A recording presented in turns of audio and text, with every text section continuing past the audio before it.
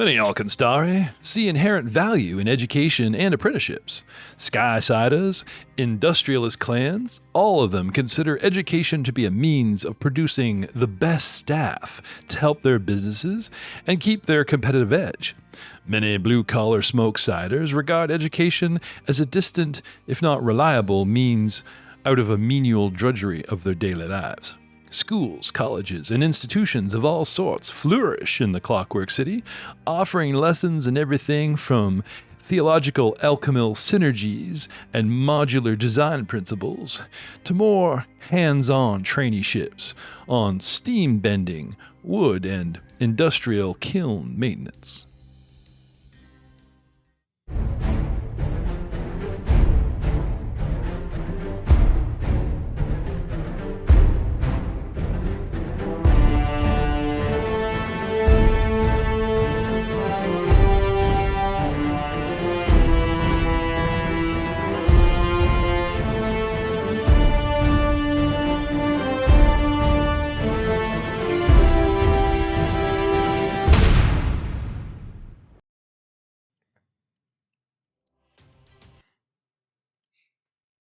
Hello, everyone, and welcome to another exciting episode of the All Guns, No Glory podcast. I am your host, GM Jeff Ball, and we are playing Pathfinder's revised second edition of the All Guns, No Glory podcast, which is set in the, I said that twice, Outlaws of AlkenStar adventure path. Tonight, we have a little delve into a player-dreaded GM inconvenience. The scene comes down in a little canyon, water trickling off the side, where you guys decide to settle in for the night. And tucked around a campfire, notice the little light ambience. We got the little campfire glow on you guys, you know, and into the dark moonlight we got going with Fantasy Ground special effects. You guys require anywhere from 4 to 8 hours downtime, rest, or actual sleep, depending on what race and ancestry you are. So, starting with who needs the least amount of sleep and who needs the most, especially spellcasters.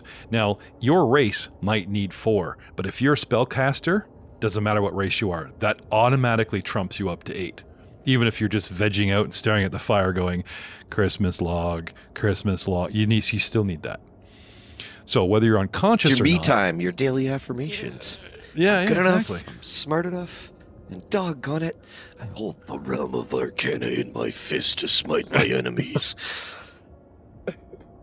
This is why we don't let Matt play spellcasters, and we're very worried about him picking up force powers.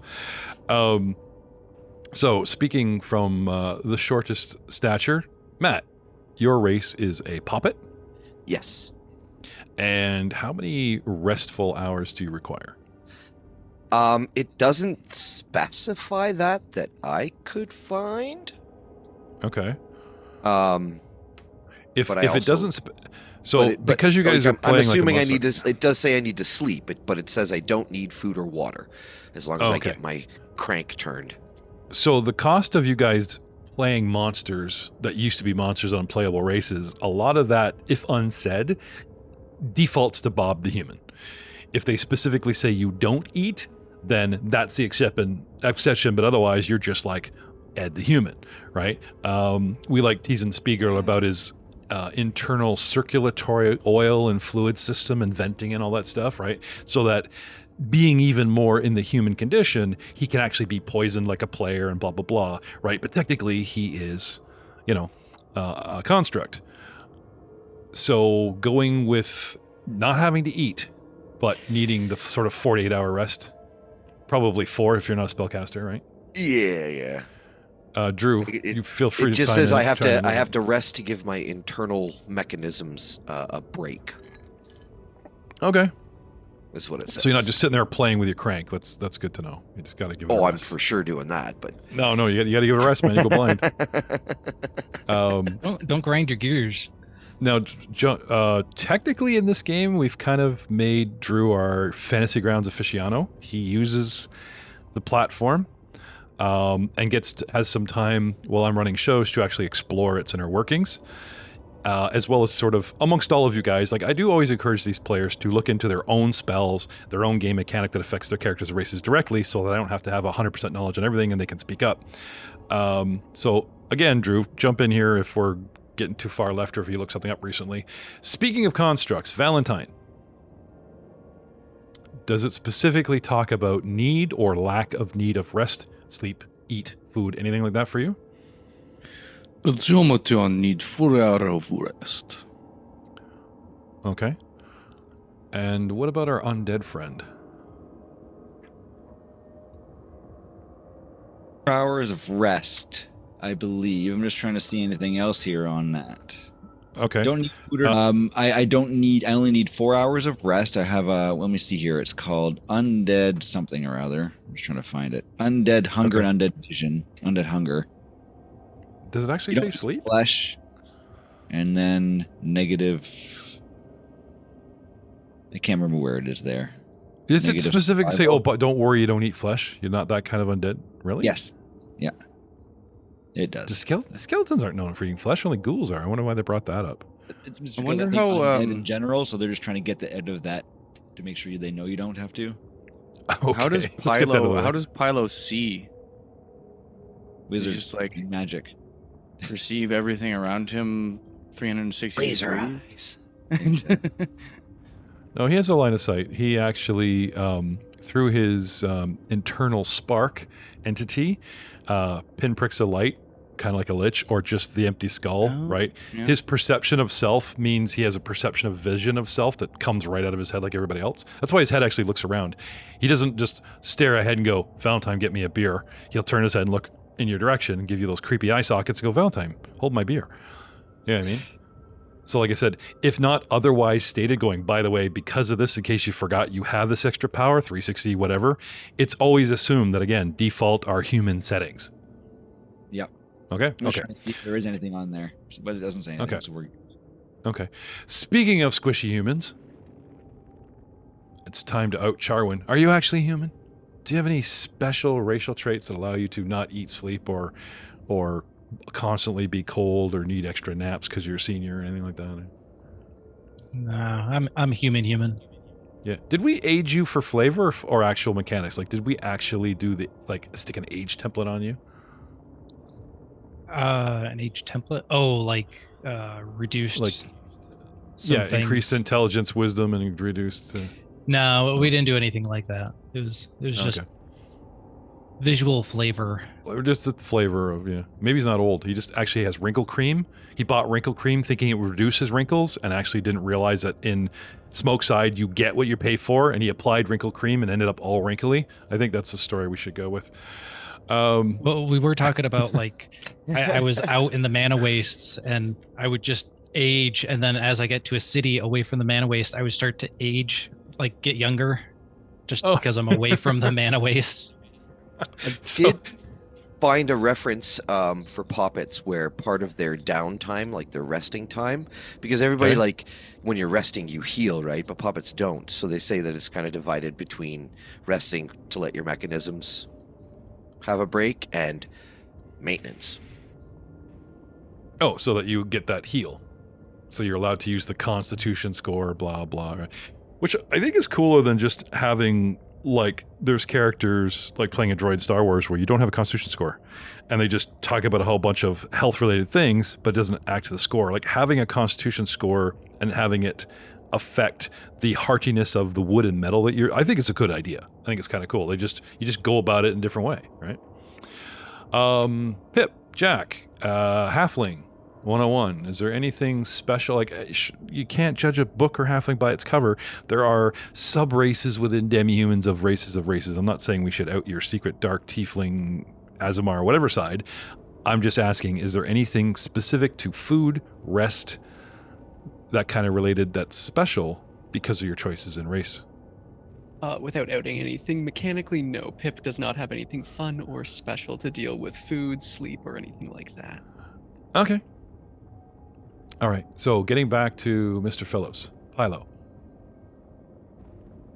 So I'm looking How in did- here and I can see Yeah. on legacy effects, it has the thing about the 4 hours of rest. Okay. But I'm looking now on Fantasy Grounds, and it doesn't have the 4 hours of rest for a skeleton. Right. So I'm unless not they sure.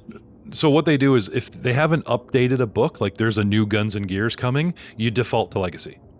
Okay. Because they talked about like they are not going to redo all the Omens books. So until they redo the Book of the Dead or whatever that you came out of, like they're redoing Guns and Gears and they'll change some things in races or whatever. We're going to Okay. go with the Legacy setting, and so Spellcaster is Charwin. Spellcaster is our Bard, right? Yep. Because I specifically believe it says in black and white, rules as written, spellcasters require 8. So you guys need 8 hours of downtime despite your race. So might I suggest, since this is the first time we're approaching this, that you guys give the spellcasters a break. Now, if you guys want to do a 10-hour drop or a 12-hour drop and everyone gets lots of rest, sure.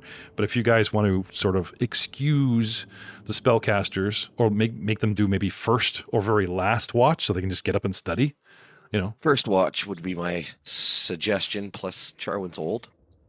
Okay. Probably isn't going to make it much past the sun going down on any given day. And he drinks, so.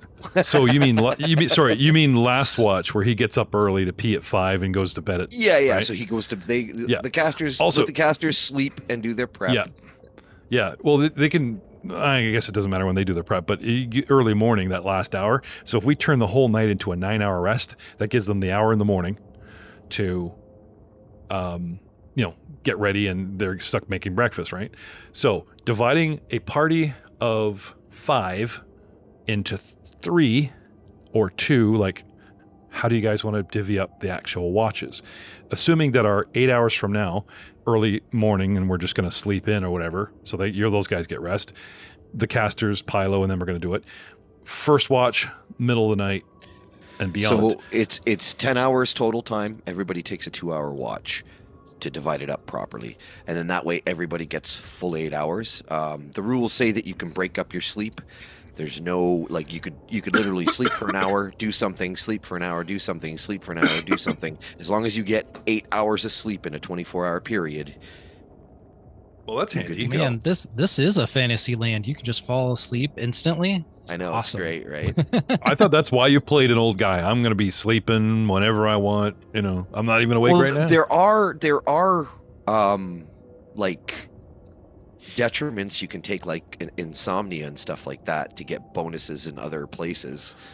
Okay. during Well, speaking of character bonuses creation. speaking of bonuses and penalties, King of First here in chat in our live show is calling me out that's weird way for call someone old, Jeff, saying that I have an age template because apparently he's taking a crack at my age.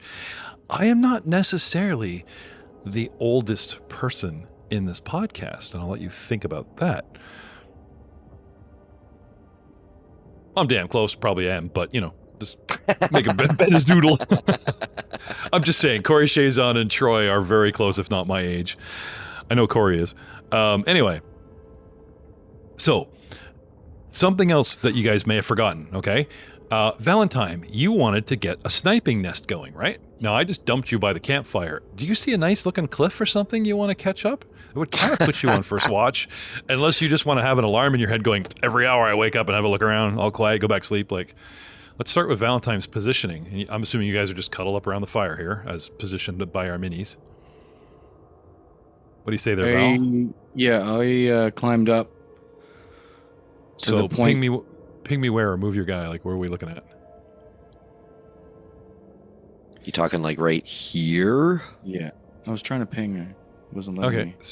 so where Matt is suggesting for you to look back down from the west towards the east into the canyon, you could hit anything attacking the party, but they would have already attacked the party.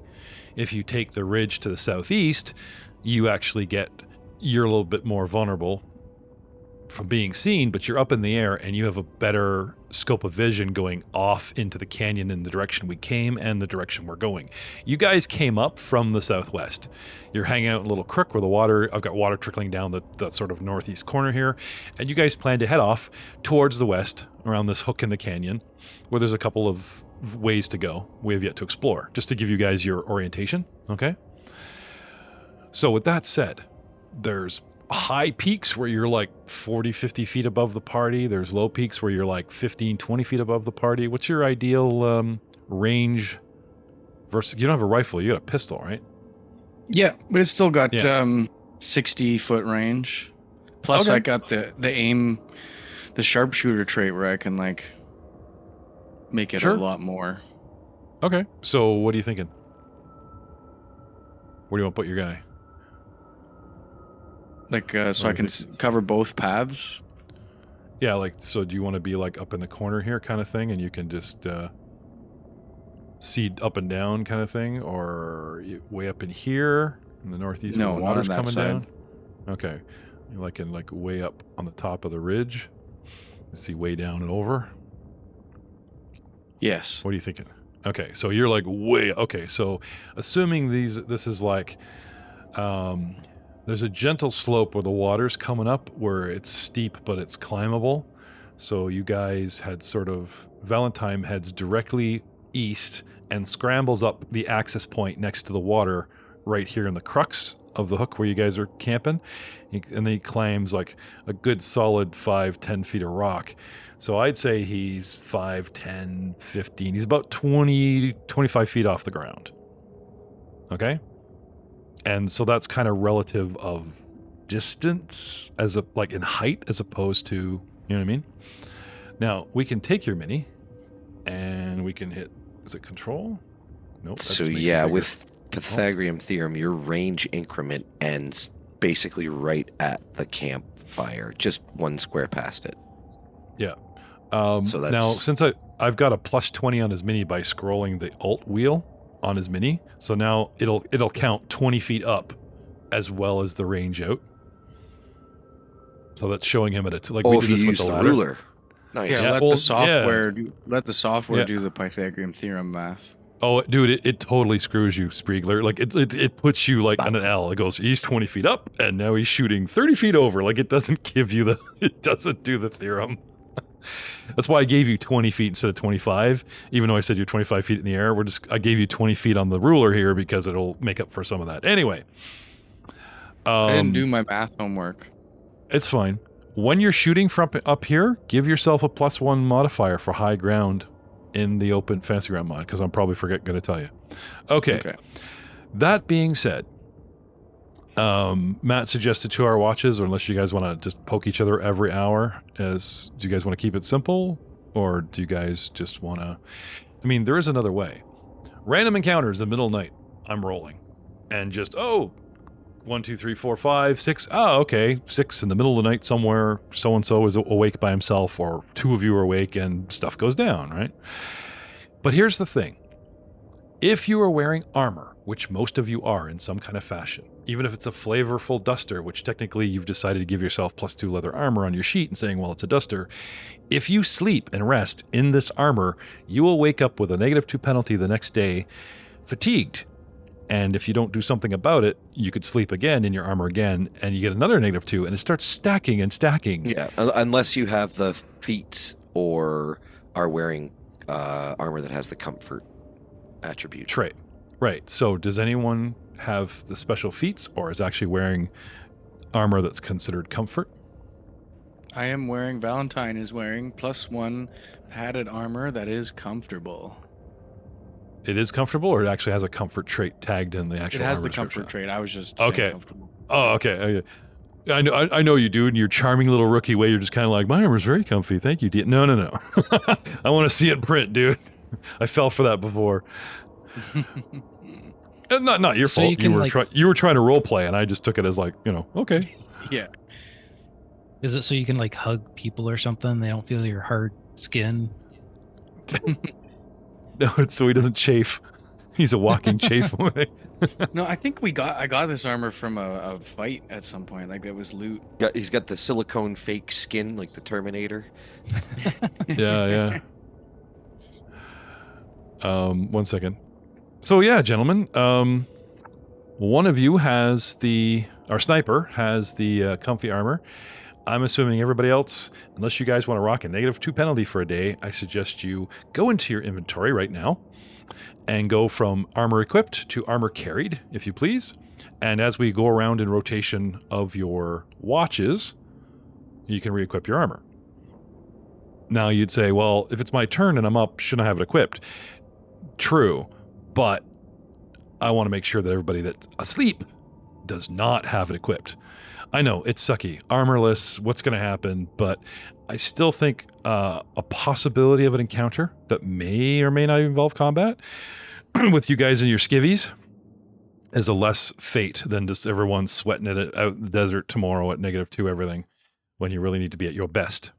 So, Hate to interrupt, but rules Yes, is sir. written, it actually takes a minute to don armor. yeah, that's 10 rounds. How many times have we gone 10 rounds in combat? Never. Is it just A 1 round minute? is I 6 thought it seconds, was- dude. Like it's It depends on the armor. Yeah, I Light was gonna say, I armor's think it's light 10. armor's minute, medium's 5, and heavy's 10. I mean, it's like, no, man, you go. We got a minute. Okay, round 1. And there are also What? feats and stuff that you You can know. take to allow you. I've seen enough like fantasy movies where so and so sits around the fire and it takes them a while to like undo every strap on every plate that is on their body. True, Oh, yeah. true. Now we like leaning into, especially me that loves movies, you know, for like theatrics and flavor. But as a podcast that tries to strictly rules as written, remember, like this is just a game mechanic that's trying to emulate the real life of fantasy, if that is such a thing. You know, so don't hate the numbers too much. Anyway, And okay. there's also so, magical things you can do to put on armor that'll make it like instantly equip and stuff like that. So they give you ways to work around it, but you know, it's a resource. okay. Oh, five so is it- minutes for heavy armor? They took it from 10? They're so nice. They I are know, so like nice to it's us. it's like 30 minutes. Lord would be dressed, and he would be dressed from somebody else. Then they would freaking hoist his ass onto the horse. He had to be lifted mechanically onto the horse because he couldn't just get on there with old plate mail. Like, yeah, nasty. Anyway, it's like no one wants Valentine to ride with him. It takes him forever to climb up here because he's walking armor. I don't know. Let's not take the horses. Let's go home. So we didn't bring horses. Anyway, so guys. Does anybody want to buddy up, or are you guys happy just to each take a single watch, spread it out for maximum sleep? Yeah, for simplicity? Yeah? Okay. So, what I'm going to do is I'm going to roll a d6. And on a 6, something happens where one guy is literally waking the other, and there is that 5-minute break where one guy is about to take off his armor, the other one has his armor on because the smart guy waits till the other guy's armored up, and something might happen with 2 people actually awake. We shall see. And I'm just going to go left to right on the map, with Malburg being 1 and Valentine being 5, and lucky 6 is somebody in the middle. So, in the middle of the night, does anybody snore? Like, is Malburg going crank, crank, crank, crank, crank, crank, crank, crank, crank, crank, crank, crank, crank, crank, crank, crank, like, Well, due to what resting is, I would say that I am completely still. I am the marionette whose strings have been let go. Because the sleep is intended to let your internal mechanisms rest, so I'd assume that they're not okay, ticking, you know? okay. Yeah. Philo Do you have grinds his teeth. Oh my god. Dude, not only will I give you a hero point for that, I'm going to get everyone -1 fatigue because no one sleeps when they're hanging out with you. Speaking of bonus hero points, Jeff, it's my birthday tomorrow. Oh, that's nice. So Do I get Friday will give you bonus something. hero No. point? Considering Friday we're playing Star Wars, I'm pretty sure you'd want a force point or something then. Oh, okay. I guess it's tradition that we do it in the Age of Ashes games. I do believe it's time to set them all to 1. If you have 2 hero points from previous accomplishments, if you have 0 hero points because you're forced to use them, please set them all to 1 now. And I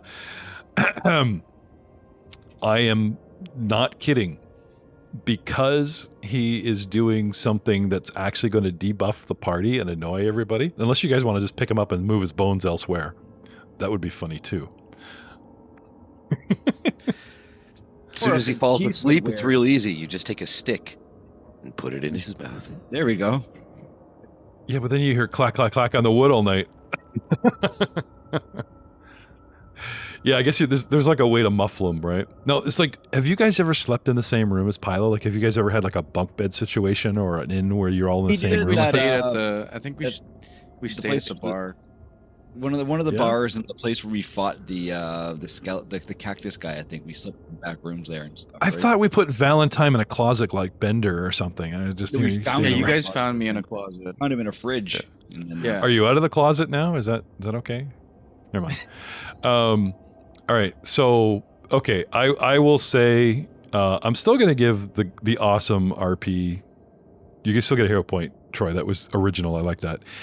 But I'll be nice. No penalties for the party. You guys know him. Somebody knows Pyle well enough to like just put a rag between his teeth or something to let him. You know, it muffles the grind. Just take my bottom jaw off.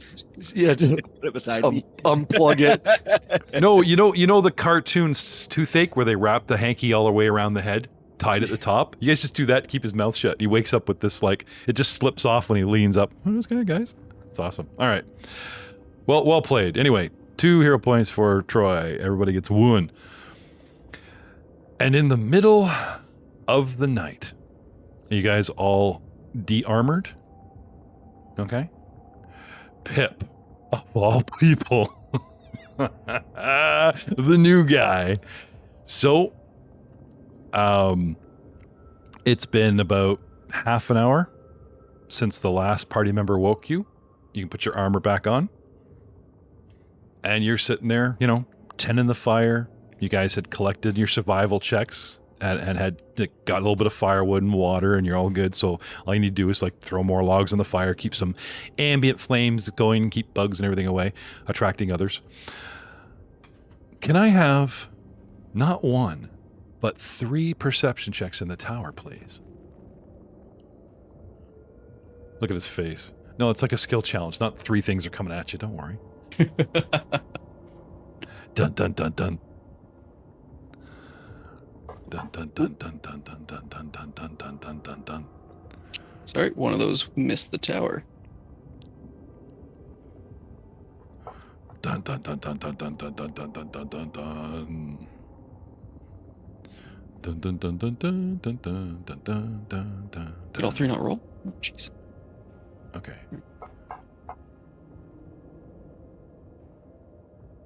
So, in the middle of the night, you go walking in your sleep. There we are. Just blinded by sand, didn't see a thing, don't worry about it. You hear the proverbial, small rocks tumbling off the cliff, bouncing down. Yes. Like something is climbing, or somebody's like clutching a corner, and like just dust and stuff is. Does that make sense? Oh yeah, 100%. All right. So you hear to the west, right around where the corner to the north is, you hear some dust and rocks falling. What kind of vision do you have? Low light. You have low light. Okay. It should adjust. If I've got like a 10-foot campfire going, you should be able to see like a nice 20-foot patch of light. Yes? Yeah, yes I can. Okay. Now, while making the lighting effects, I might have exposed or ruined the map by flashing through all kinds of stuff, so you may technically see something on the map that technically you're unaware of. So just, we'll stick to the narration as opposed to, do I see that mini? But I will use said mini as the source of where you believe the sound is, because just for flavor and an astounding perception roll followed by a really good one, your keen halfling ears cancel out the echo of the whole cave like it's coming from the other way. You practically pinpoint the sound from not the side, not the back, not around the corner, but right up at that corner, a mere 10, 20, 30, 40, 50 feet away from you. Something's moving, and enough to disturb ground and chip rock and make, shuffling noises. What do you do? I'll immediately kick Pilo and then just yell to the rest of them, "Gentlemen, my patented eared stabco ears hear a distinct shuffling around the corner. Please all get up and use your various talents to help me." Okay. 1 second. Pilo, you once told me that when you sleep, you do the dead man pile of bones. Are you doing that now? Probably. So that you don't look like something? You are? I'd be Are you with them, but I'd be just sleeping resting beside them. There's because I'm seeing there's the advantage of like it just looks like they pulled up shop next to a dead thing, and you could have the element of surprise. You could actually be woken and like become conscious. He would always sleep like the dead. Yes. Okay, so here's the thing. Since you're a pile of bones, you are actually sort of quasi-disassembled. The halfling goes over and kicks you. He scatters you a bit. It doesn't say that. It doesn't say that. It says you play dead. It doesn't say your bones all come apart. Like, you're not really apart. And if somebody comes upon you and they know what you look like, they can discern who you are unless I've changed my appearance, which is why usually I'll just take all the clothes off and do it. So even though you're a tangled mess, you're still like the marionette on strings tangled if pulled up. Because you do have to assemble yourself. You don't like reach over and grab your leg bone and stick it to your ankle. So, okay. Yeah. All right, I'll accept that. I was going for some fun and flavor and maybe a slowed condition of 1 we might lose an action. But I did like where you were going there, though. No, but like Troy's pretty cool about flavorful buffs and debuffs, but he has a very good point. Like just because he collapsed in a heap doesn't mean he's a scattered heap. And even if Halfling came over and kicked him, that doesn't break him apart. No. He's still connected. He just, yeah, that's fine. I would say I have the ability of, like, when I have a crit hit against me and I can collapse, which negates the crit, I would say if you want to throw flair into that, where they can kick a bone away and maybe I'll lose an action in the next turn if they do that. That's cool. Yeah. That's what I was leaning for, but like I said, I jumped on the crit effect for flavor, not absolute effect, so that's fine. Moving on. Okay, so as an action, we go because technically I'm already in rounds. Okay, Pip uses an action to perceive 1, 2, 3, all 3 actions because that's his job. He's just sitting there unaware. He uses all 3 actions. That's why I had you do 3 rolls, and suddenly something is moving. We go all through the rounds, and while you decide what that is, we come technically to the top of round 2, and Pip is about to jump up, but it's actually Charwin that has initiative. So, Charwin, I can allow you a single perception. I believe it's -10 when you're unconscious. Is it 10? Do you want us all to do a initiative roll? 20. No, I'm in rounds, so I'm pretty sure it's -20 when you're asleep, but I'm looking it up, but I'm pretty sure it is my -20. my thought is it's Charwin's turn, and he's adjacent to the halfling that's stirring. Right? -4. -4. Okay, so Charwin, give me perception -4. Really? That's it? When you're asleep? That's not bad. Yeah, it's not bad. Well, I mean, you're sleeping on a strange couch at a strange party. Like, you're going to be half awake in case somebody, like, wants to draw a dick on your nose, right? So, yeah. You smell a Sharpie coming at you, you jump. Yeah, it's unconscious. You take a -4 status penalty to AC, perception, and reflex saves. Cool. Okay, so let's have it. In the tower, if you please. Isn't that the point of having someone on watch, though, so that they can wake us up so we don't have to do the perception while we're unconscious? What I've done is I've stopped time. He actually has detected something, right? We don't, as this thing is closing in rounds, you guys don't all get like a free moment to like jump up. However, in the second round, as this thing encroaches or does whatever it can, you guys, as I come down the list, automatically we go through these rolls. Right? So anyway, so going back in time, okay, what has only happened is Pip is literally listening hard at these 6 seconds and trying to figure out, did I hear something or not? I ask him what he's going to do, but it really is the following round. But because of the game mechanic, I've had to back up and go, Charwin, actually, you roll as well. And this roll is actually literally happening at the same time he was listening on watch. It's not a moment later, if you follow me, Speigler. Yeah, I totally get it. Yeah. Okay, all right. So, Charwin, no. You're not woken out of sleep and all you would hear is a halfling listening keenly, okay? So, because I'm around through, okay, I'll have everyone give me a perception at -4. And Charwin's already gone. In the tower. If you please. Including me. No. Because what as much as it pains me to say Speigler was right, I had skipped through the turns, like I'd made my noise, so like you said, technically everyone would, he was going about something going, hey, doesn't this cancel it? But technically that brought my attention to the fact that I went from Pip, the creature, to everyone asleep and back around the top round where Charwin is, where everyone asleep I technically owe a roll to. So, Alll, you start awake, you think you hear something. Everyone else is happily unaware, sleeping, trusting in their brand new friend from a strange company.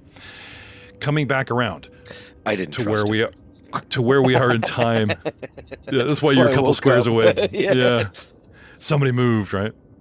So now catching back up in time, there's Charwin and now Pip. Okay, so do you want to keep the action you said? Do you jump up and try to alert everybody through just, hey, everybody? But this would also alert whatever's coming. I'm assuming with a firelight, whatever it's coming is coming to investigate whatever this is anyways. So yeah, Pip's just going to wake everybody up. Okay, so you get up. So an action, get on your feet. A single action to alert a party of ambush or whatever costs a single action, which means you get to alert the whole party within 30 to 60 feet for free, but it costs you an action to do so. So 1 to get on your feet. You wake everybody up while kicking Pylo for flavor, because now we're back to that, and you have an action left, Pip. If I don't have my weapon drawn, I draw my weapon. If I do, I head south. If I do have my weapon drawn, then I head south. I would say the guy in watch probably has his weapon in his, like, not put away. You know what I mean? Yeah, then definitely spacing. You could be like sharpening it, right? Sharpening my Stabco needle I took off that orc. Okay. So these guys are in this crux of a 20 foot tall, 30 footish wide canyon little hook, right? The alley, as it were, is 15 feet wide and heads to the west and has noises going on down there. Heading south and immediately southwest is another 15 to 20 foot wide gap in the rocks of the canyon that we came into. In the middle of this expanse where it hooks around, it's about 40 feet wide, is our campfire. And dotted along the top, near the wall and near the campfire, we have Alll, then Charwin, then Pylo left to right, and just south of that we have our halfling, who is now skirting south around the side of the fire, giving us an L shape. Over his shoulder, to the right, to the east, up on a rock, about 10, 20, 30, 40, 50 feet away and 20 feet up, we have Valentine. So, snapshot in time, that's what's going on. Pip has moved. Everyone gets to wake up on their turn. I'm not going to have you like, do you hear a yell? Easy DC 5, -4, Funny enough, for flavor, nope, I didn't hear shit. I keep sleeping. That can happen. So I might actually make you guys roll. The, you know what I'm saying? Like, technically the DC would be insanely easy, like 5 or 10 to hear everyone yelling at you. But if I had you guys roll perception at -4 openly, there could be that guy that rolled a 1 that just slept through it. Ha ha ha, you lost a round. However, a strange, I want to say voice, enters your mind. Everybody hears it. Toys? And a purple, giant, cycloptic, one-eyed aberration type walking land octopus peeks around the corner, inquisitively eyeballing your party. And funny enough, just out of coincidence, the closest character happens to be Mambrio. And telepathically, I project my voice into everybody's head, waking you up for free, 100-foot radius, a strange voice that says, "Play? You've seen the movie? You can see over the hedge, right? Yeah, something like that. And I'm moving a little closer.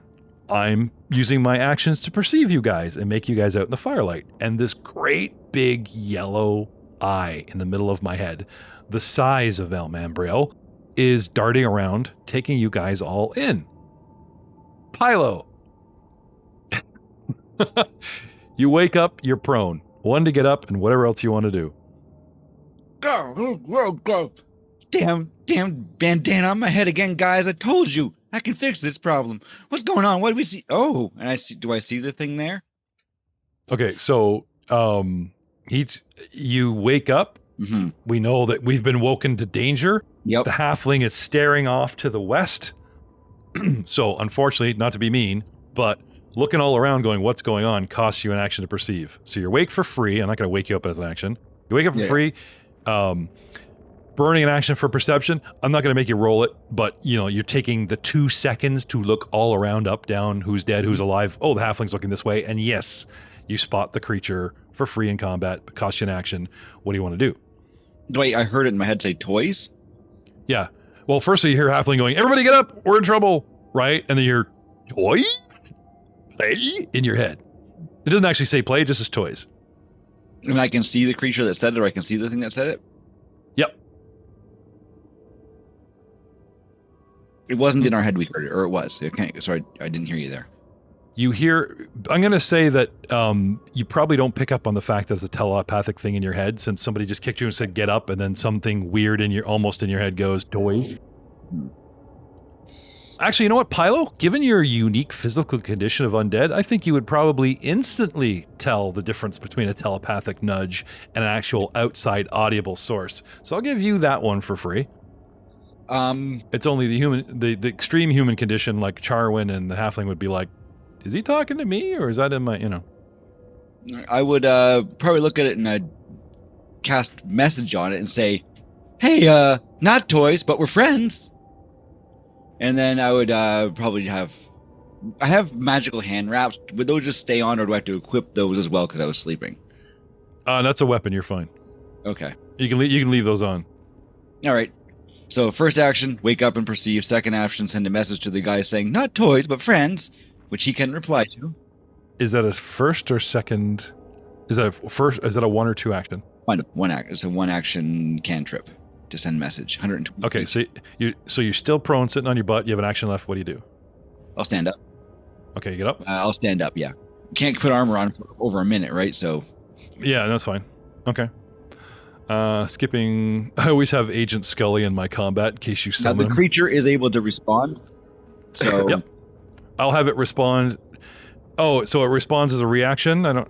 On their next turn if they wish. So yeah, okay. Okay. All right. On their next turn. Perfect. El Mambrio. Yep. There are few words in this universe that you dread, hate, fear, or possibly enjoy blissfully because of what you are created. I'm curious.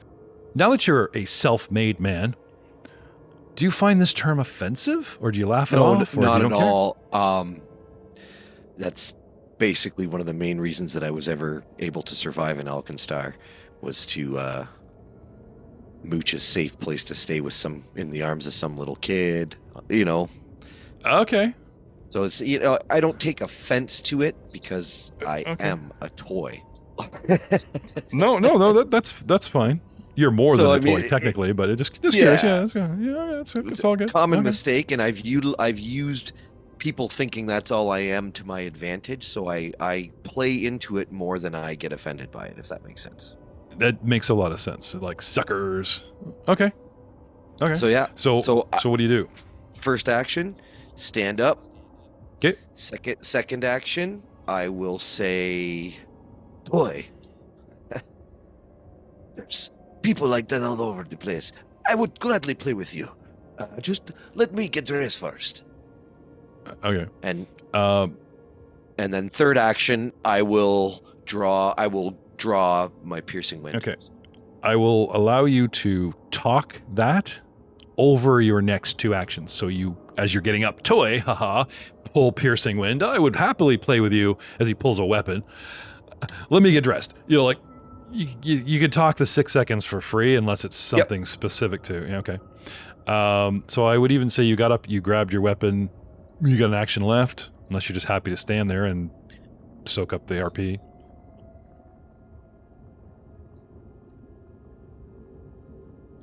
Is it? Yeah, I'll load. Drew, stop encouraging the chat. Drew's in our chat. I've asked him to monitor chat. He's like, toy with authentic turning crank. Stop that. You're just going to encourage him. Go ahead. Yeah, I'll make sure that Piercing Wind's loaded. Okay. I don't, That's fine. Blaster Valentine. I would think you are someone or something that has a dead setting. Like, you don't need to worry. Like, people don't sleep with a gun in their hand because they could twitch, it can go off. If you don't want your hand to move, it won't move. You could probably literally sleep weapon in hand. So could Pylo. I could see this as, people are like, oh, you'd have your weapon away safe. It's like, no, I lean on you guys pretty heavy with the no, you're kind of human. I'm going to give you two a break. I could say that you guys could literally sleep with a weapon in hand and never fear of it going off. I've actually got a feat that helps that. It's like a gunslinger feat where anytime I roll for initiative, free action drawing my weapons, like my sword and my pistol. I have not asked you to roll for initiative unless you want to start it going, I wake up, I roll for initiative, you know what I mean? Like, you can actually force initiative yourself by saying, I want to do something. I want to draw my weapon and attack. That's what the roll was earlier. By shooting it. No, I've got you guys in rounds, but that's just to sort of everything hyper focuses. You guys are, this is an encounter. You're hyper focused, so I got to go 2 seconds. Doesn't mean there has to be combat. You guys could go up and lick it and give it a toy. Sorry, Embryo, you take one for the team and run off, and no one got shot. I think hearing the voice in my head, because did I hear the voice in my head? Yes. Yeah. I probably get up and look down and be like, what is Boilo up to now? Okay. So you're no longer prone, you're up and ready to go, and I'm going to end round 2 with Charwin. Who should we totally just keep making roll perception? Is he woke yet? Is he woken up yet? Do we actually... You're fine. Let's see. I would get up. I would grab my weapon. And I think I would kind of stand up tall, like you try to scare off a bear or something, and raise my arms to the sky with my spear above my head. Okay. It does the sand people. We are in a desert. That's just his Pilates. He does this every morning. He's not trying to scare anybody. That's his Pilates, man. This is how he does. Oh, it hurts to stretch. I don't think about it, like you're stretching, right? Yeah. Could be. The one move that's good in any social situation, it's all about perception, right? Okay, you're on your feet, you got your weapon out, and you try to intimidate. I'm assuming is what we're going for. Intimidation. Yeah. Do you have that skill? Do you have that skill trained? Ooh, I do not have it trained. Anyone can intimidate for free. I believe it is one of the freebies that anyone can have a go. Based on your +1 to charisma. He stretches to the sky. What'd you get? Oh, I put it in the tower. Oh, okay. 8. You hurt your back stretching. He stretches, gets big, and immediately folds in half. Trying to intimidate him, but he's just exposing our party weakness. Just exactly. Right. 8. Yeah. Which brings us to the ever cunning Pip, who's already distancing himself from the party, right? Because, AoE attacks are a thing. Let them group up. I'm going over here. I see you, halfling. I know what you're doing. What do you want to do, bud? So we're not on initiative yet, so Pip will call. Oh, you can start initiative. Feel free. No toys over here. We're just a bunch of lovely inventors on our way to sell our goods. Would you perhaps care for a free sample? They're not stabbing at all, I promise. Okay. I will play with you, or all this stuff, and then you offer to give it something, and it's startling as this thing like rushes up with its 25-foot speed, 5, 10, 20 to do the second diagonal. 25 gets it here. 5, 10 feet away from El Mambrio, goes around the fire to the south towards the halfling. 15, 20. It basically goes like just all these. Do you guys see The Simpsons? There's like the two aliens with the big jar heads and they're all tentacles. You know how they move? It's a whole bunch of exaggerated motions that are not really necessary, right? You put a tentacle on the ground, you get traction, you push forward, and then you could just reach out like a hand or a foot. But for some reason, it goes over the head in a big squiggly motion before it flops back down to get new traction. This thing has like half a dozen arms, and there's a whole bunch of flailing as it moves along unnecessarily. So it Zoribergs its way over there, comes right up, 2 actions, right? And holds out 2, have you guys seen like the 2 long tentacles that are on a squid? They're actually like big flat paddles. They're kind of oval shaped. They got that kind of diamond shape at the end. Yeah. It holds out 2 big suction cuppy paddles and looks from you to its empty hands as if it's expecting said free sample. Yeah. Are you ready for Troy's tentacle learning hour? Arms, suction cup all the way down the whole We thing. all just look at Pilo. You're up, Bard. Hey, man. Free sample, not toys. And he looks like he's offering something. This thing comes running over, right? Pilo. Yo. You're up. So are we getting educated by... I was going to say, well, it's to let you know that if it's in reality, in real world, like an octopus has arms, not tentacles, because suction cups go all the way through across the whole limb if it's a arm. All right, so how about a recall knowledge so we can actually figure out what this thing actually is? That's a good idea. Let's see what Pilo would do that. What the hell is that thing? He thinks we're all toys. Environment skills, recall knowledge. That would be under, what would I roll it under? Aberration, which falls under... Cult? Crap. Yeah, probably. That's a good one. Tower or Weird. not? Tower it is. Always tower, because you never know how much you know or don't know. Exactly. Okay. You know a little bit about how the mana waste affects something. Mm-hmm. Okay. We've recently run into something that is so strange, so alien, as in now, alien doesn't always mean outer space. Sometimes it means other extraplanar, that kind of thing. Okay. Like Mr. Fly, this thing moves, has a skin texture, seems to be in one piece, doesn't have arcane fallout, no pox, like, it doesn't seem to have any kind of mutation or any bulbous in the wrong place kind of thing that are all traits of the mana waste. Former Knoll, now spotty Knoll, like that kind of thing, plus superpower, right? This thing seems to be an actual intact life form and completely alien to the mana wastes. How it got here, what it's doing here, you don't know, but you don't seem to know its species beyond a decent enough roll to go, okay, it's just got to fall into weird aberration. Yeah, it's its own thing. So it would just fall under aberration. And it's like got its tentacle out to my party here. We're holding out something to them, you said? No, he was offered something, so he's doing the beggar's hands. Oh. Yeah. Gimme. Yeah, he's not threatening him. He comes rambling up and holds up his two tentacles like he's waiting has something to be placed in it. And if he doesn't hurry up, maybe the halfling's going to be placed in it. We don't know, but this thing looks it's medium sized. It's not large, but it is big. Like this thing is a big tentacle, 6'8" kind of thing. A big, huge eye, seems very eager. Come running over. I would super eager and happy to see that. Maybe even read into that childish behavior. I would take my champion's badge and be like, well, if you want something that's kind of fun, I won a bull riding contest and this was my reward. I'll put it in his hands. Okay, so walk over to it. So recall knowledge, walk over, and diplomacy. Yeah, give me diplomacy. I can use, I think I have a skill that lets performance? me use performance as opposed to Sure, acting, Exactly. Giving him a little... I'm a champion bull rider. Lie. Exactly. I just play one on TV.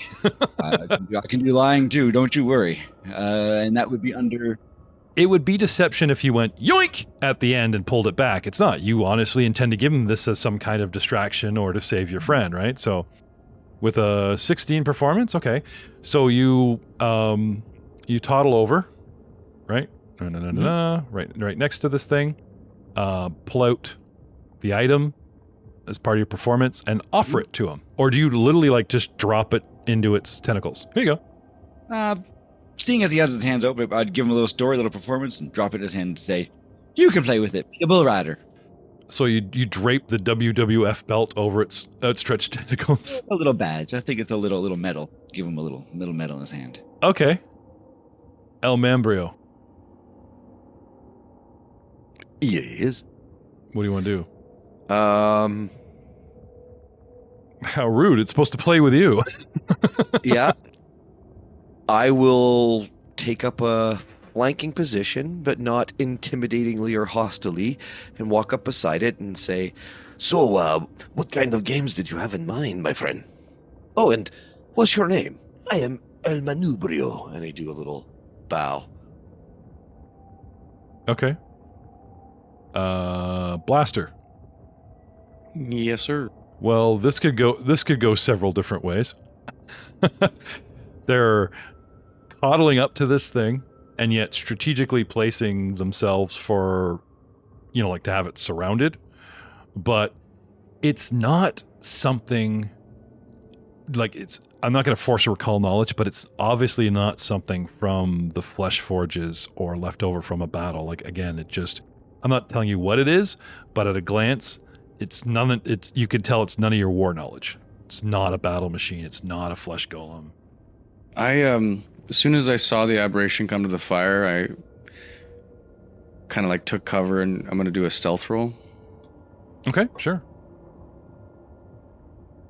18. Okay. Not very good. You would need to beat its character DC. So, flatly, if I'm a 7th level creature, that would be 17 plus any perception bonuses. Possibly my wisdom. Might crank that from anywhere from 0 to 19, so possibly. I forgot to ask, would I get, a circumstance bonus of, being kind of, out of perception in a way? You would, but since all your movement is echoed in the canyon, one would cancel the other. So you're out of eye line, which is a good point, but because moving around up here causes so much shift and dust and could instantly draw attention, then I'd have to say one cancels the other and you're still being the same amount of careful. But not bad, keep digging. Anyway. So you just tuck in, right? They're not really going to move around, you're just kind of tucking in, right? Yeah, just even if there's just kind of some bullweeds in front of me and I kind of just duck down. Yep. I'm not. Yep. Your height advantage is the sort of cover where you can, crouch and stuff, and you're good. Okay. So with a stealth of 18 and at least 17, if not bonuses, you've got a decent shot. You don't know. Let's go to the fourth part of the encounter. I don't want to say round 4. I don't even have battle music playing. The fourth part of this encounter. Charwin, who is now left by himself on the other side of the fire, hoisting spear, now holding his broken back. What do you want to do? Let's move. Besides Pylo, I want to leave an opening for our little friend here in case he does want to leave. I don't want to close him in and make him feel scared. Mm-hmm. And then I will use a focus spell. Okay. And cast Cornucopia. And I will hold out a couple of berries to him. Okay. In case he wants a little snack. All right. Being surrounded, everyone coming at him at once, I have a free sample. Here's a medal. What game do you want to play? Skulk. Did I hear something up there? And you casting a spell. I don't think he would take your spell casting as threatening. There's just too much going on around me, and I'm very intent on the halfling and now the undead dude. You know what I mean? So I don't think he's going to act hostilely if you just cast a spell right in front of him. So you go, how would you summon a cornucopia in the desert? What druidic powers have you got? I call on the powers of my little buddy, and his vines stretch out around my arm and around my fingers, and then a couple of berries are produced from the vines. Okay, so an appendage extends itself from your buddy's back, and he poops little berries in your hand, and you just feed it to everybody? Is that what you... Well, yeah. Emerge. Yeah, sorry, not poop. Emerge from the... Okay. Yeah, sure. But it's magic, you know? I mean, from a plant, it could be anything, really. So. I know. Just ignore his little straining face, and you're fine. It's all good. Have some berries, guys. Okay, cool. Offer him up. Pip. It's reverse Santa Claus. We're all showering this thing with gifts. What free sample did you have in mind, or was that some kind of bluff just to get in position? We're all tired of getting our butt kicked. Yeah. No, that's true. Let's make a friend, please. Pip will take out a smoke ball, which is needed to be held with both hands to actually carry it. Sorry, you take it a what? A smoke ball. Since I'm an alchemist, I can create random elixirs and potions. A smoke ball. Bomb. It's a nice bomb. Bomb, a ninja bomb, but still okay. Yeah. And I will try and distract the crap out of him. Oh, my little octopod friend. How may I offer you this Stabco brand smoke ball? You have no cash, no problem, no kidding, no fuss, no muss, no risk, no obligations, no red tape, no down payment necessary, no payments at all, interestingly, until Cthulhu, I believe is the December month. No parking, limited time only though, while supplies last. Please be careful while handling. If you leave now, all items can be sold separately. There are no batteries included. Mileage may vary, and please bring to your friends. Do I distract him? Hopefully he has all eyes on me. Okay. So you retrieve gear and you're doing your little performance or deception, your choice. I would go with whatever you're higher in. Yeah. throw it in the tower. Or actually, that I guess you could do openly because it's always automatically against his... Oh, it's going to be so terrible. Oh, no, wait. Oh, no, I'm not in that sort of setting. I can't use society. That's terrible. Performance. Oh, out in the open, it's going to be 14 flat. Okay. So, again, this kind of happens simultaneously. You guys all rush him, doing different things, right? His focus shifts from the halfling to looking over at Pilo that put it in his hands to looking at the hands and examining it. So that's 2 actions gone as it stands its ground and just is looking around and looking at what you guys are doing and listening and looking down at what this thing is, right? And perhaps he was answering you guys, you don't know, but your heads fill with 2 words. First, I. And second, he holds up the little medallion and he's examining it closely and sort of a questioning toy? Food? Danger. As if it's deciding which of those 3 it is. But its attention is completely focused on... Well, not completely, but it seemed to be somewhat focused on examining the item. Which brings us back to Pilo. Well, my friend... And we buy another round of not being attacked. Well, my friend, that is the toy. With that badge, it allows you to pretend to be a bull rider, just like I was. And I tell you, I was a champion. A champion's champion.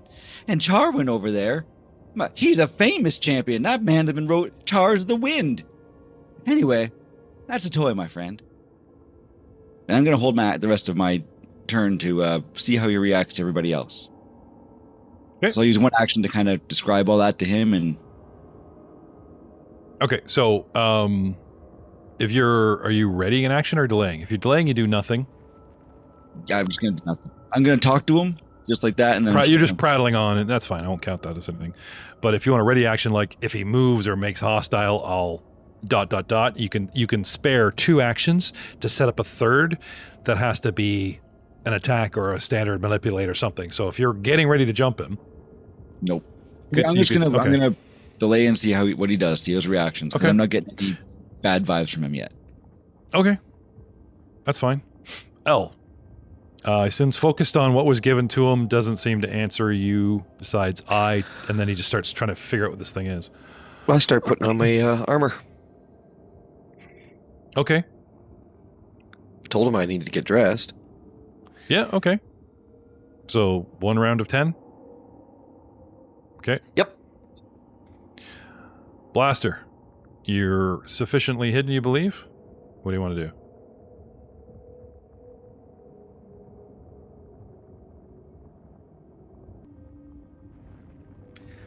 I'll save my actions this turn to react in case there's any sort of hostile movement.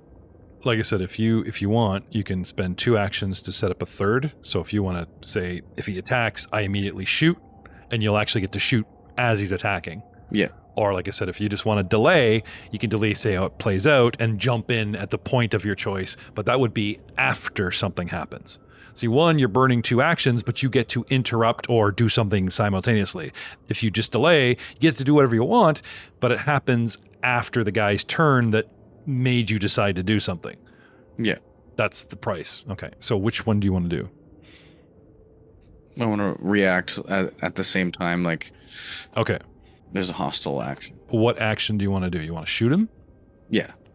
Okay, so if he does something hostile, he gets a bullet in him. Yeah. Awesome. Okay. Would you consider the difference between sniffing, poking, touching, as opposed to just grabbing? Grabbing somebody is obviously hostile. Wrapping a tentacle around is obviously hostile. But what if he actually just started, like, touching these guys? Would you consider that hostile? Like he's patting them down? No. I would only see it... I would see, like, my companion's reaction. I can kind of make out their facial expressions, except for Philo, obviously. If in Jeff's multiverse another halfling gets flipped upside down because it's looking for the chalice, you would consider that hostile? Jack's looking hostile at me.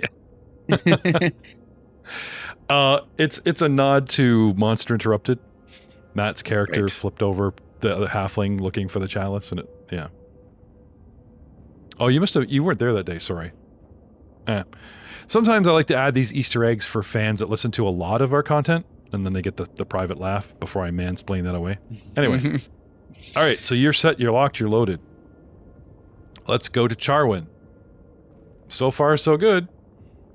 What do you want to do? Okay. You're waiting for him to like do something, right? Yeah, I'm holding out the berries. So I think what I'll do is I'll just ready an action. If he's interested in the berries, I'll drop him in his arm paddles. Okay. Otherwise... You got your spear out, right? Yeah, the spear's in my other hand. Okay, you can technically still ready an action going. If he attacks, I jab him. If not, he's just taking... You know, you can just sit there. Like, you don't have to waste your action by placing said berries. You can ready an action to attack, and you just sit there with your berries, and if he takes them from you, well, that's on him, not wasting your actions. You follow me? Okay. Yeah, we'll do that then. I'll ready an action if it's... It'd have to be pretty aggressive. Something that's clearly taken away hit points. If he flips somebody over and, like, you know, tried to take his lunch money... I would let it happen. So if he got scared, you were the one that seemed to like allow exit. If he got scared and shoved somebody and ran for it, you wouldn't. Right, I'd let him continue on. Your first action would be Valentine, don't shoot. Or something.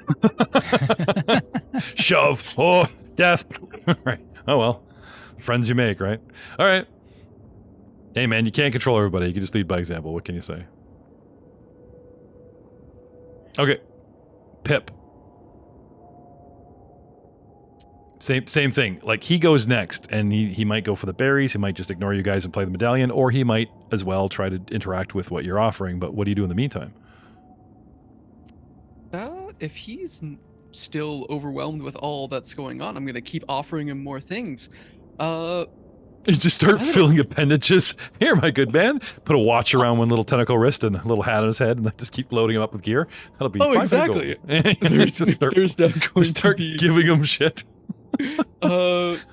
You got like a bag of holding, you like this endless backpack of merch, like Oh yeah, I'm gonna pull more stuff out, and then I'm also going to go, if you want to play hide and seek, we could play hide and seek. I'm great at hide and seek. I will watch, I can camouflage, and I'll activate my armor, since I actually got to have mine on, and it'll partly turn me translucent from the neck down and everything.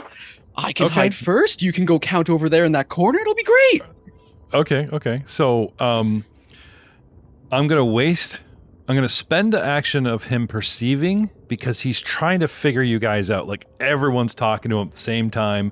Everyone's offering him stuff. So he seems confused. The eye, he kind of shrinks. No, I wouldn't say shrinks back from everybody, but he just kind of stops moving, and the eye darts all around. He might even lean and take what looks like a sniff at Mr. Berries, but it just so much input all of a sudden. You know what I mean? The one eye can only seem to focus on one thing, and you guys suddenly seem like you're overwhelming him. So a second action, again, he tries to perceive, to set all these offers, all these toys straight. As a third action, he happily plucks the first thing offered, which I think was your item, as opposed to the berries.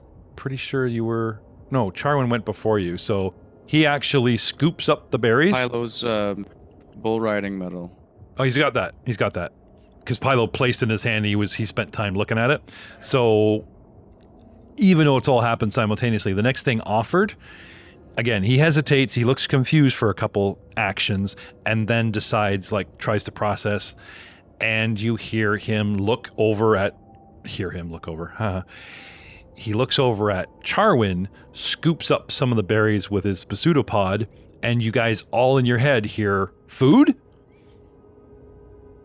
And it looks like, because I'm out of actions, I can't, but it looks like he's about to maybe shove them in his mouth. He's just sniffing, perceiving, he's looking at the berries falling out of his mitt. And that's what I'm doing. Which brings us to Pylo. Yeah, man, those are food. Just gonna delay. I'm gonna maybe Yeah, it's good. Yeah, no, yeah. Yeah, but yeah, I don't really have much to do there. No, that's fine. Yeah. Okay. Alll, round 2, more clothes going on? Yep. I mean, it's Blaster. Just a chain shirt, but yeah. No, 10 rounds, man. You turn around, you pull it out of its little cardboard t-shirt folding mechanism and unroll it, spritz it with a little Almambrio shave, and there's a whole thing, man. 10 minutes. My morning routine. There you go. I just see, like, the head down and the tail up in the air wagging as he's like, do, fixing up my armor. Well, it's a custom piece, so I don't just put it on. I've got little button snaps to hold it in place. and endlessly, like, click. Okay. All right. The head turns sideways. The big eye kind of looks at you as it hears a new sensory input. Blaster. It looks confused. They are, with you, sort of nothing better to do but focus all of your perception on it to make a move. I can literally have you focus and spell out what you think it's doing. Give me perception in the tower without calling for your action, since you're definitely, like, round 2 of waiting to shoot this thing. Give me a couple perceptions in the tower.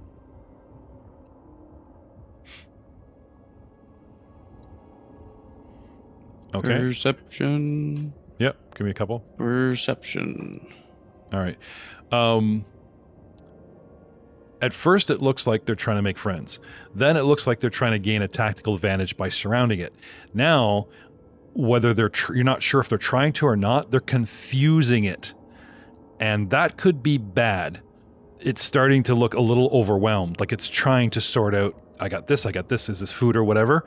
But its posture, despite its attitude and happy sways, the back legs dig in. Yep. You know, it almost like sort of takes the proverbial step in its square back, like it's starting to act like it's getting a little bit confused or overwhelmed. Charwin, still waiting for... berries are gone. I'm not... That was my first action. Just the perception? Sorry, I was assuming that as long as you're maintaining the I watch this thing intently and if it does something, I shoot. I was giving you a whole bunch of perception. You follow me? Okay. Now, if you want to change your action, I'll give you one perceive. It takes a step back. It might be confused. You want to burn the rest of your turn doing something completely different? Go ahead. Yeah, like I think from the description, like seeing its body language kind of change. Yep. I don't want to take any more chances, and I'm just gonna put a bullet in this thing. So you don't warn your friends, hey guys, back off, you're confusing our new friend. You're just like, oh, it's scared. Hey man, you're a war machine. I don't judge. Just making a clarification. I have some memories of these mana wastes, and I know nothing out here is friendly. You don't trust anything out there. After a day, technically all your friends are mana waste creatures, and you can't even trust them. Dude, I'm right there with you. And I know my teammates are capable. Look at Pip giving the 2 thumbs up. Yeah. All right. So, okay. It looks confused. You're like, forget this. Bang. All right. Initiative. So, I'm going to actually have you make, like, you do the quick draw thing. Mm-hmm. Right? I will have Blaster make a perception initiative, but no one else just yet. We'll start up some battle music. Dun, dun, dun, dun, dun, dun. It's 16. Okay. Pretty much leaving you where you are on the initiative track. That's kind of funny. Without activating round 6, we're going to call this round 1. Okay? The whole idea was confuse it, talk it down, like whatever you guys had going on. At that gunshot, at that stimulus of him not waiting, because it maybe from your perception initiative, please roll now, everybody else, it happens too fast. You guys are now reacting to a gunshot, like everyone was playing into the let's be friends, let's keep it distracted, whatever, and then suddenly an enemy, maybe this thing brought an octopus sniper, like a gunshot rings out in the canyon, and it takes you guys a minute to realize it's your ally, but it makes you guys all jump into initiative. So, with El Mambrio starting a brand new legit round 1, then Pylo, then Pip, and then... Wait a minute. I think I'll do the same. I'm so confused. I actually dropped my initiative. Look at that. It goes later. Pip, then the creature, then Charwin, then Blaster after he shot and reload. Blaster, can I actually have you target our little friend here, or do you need help with that? You want me to target him for you? I already have him targeted. Okay, take the shot. Would he be off guard? Probably, considering I'm surrounded and don't know where it's coming. Also, you're concealed and I'm practically unaware of you, so that is good to mention. I'm able to select the modifier down at the bottom left there. What, you're actually... I can select off guard. Oh! Target off guard, yeah. That's new. Sweet. Yeah, click that in. +1 or +2 for being where I am for the height advantage? It's a +1 mod you got to put in. It's a click in the off guard. That's cool. That's way better than me turning that on and off on a dude, because as you guys shoot or not shoot, that's very cool. Thank you, Fantasy Grounds. Would he also have the flat-footed condition being... That is off guard. That's off guard, yeah. It's off guard, okay. Flat-footed is the legacy version of off guard. Right. But you got to like Speigler for like, could he possibly... As we cross dimensions, every little advantage. Yeah, shoot it. Makes a difference. All right, here we go. All right. Oh my god. 37 for a natural 20 on the dice.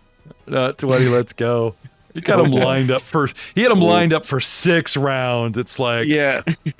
Okay. See the dice. Come on, big numbers. 30 damage.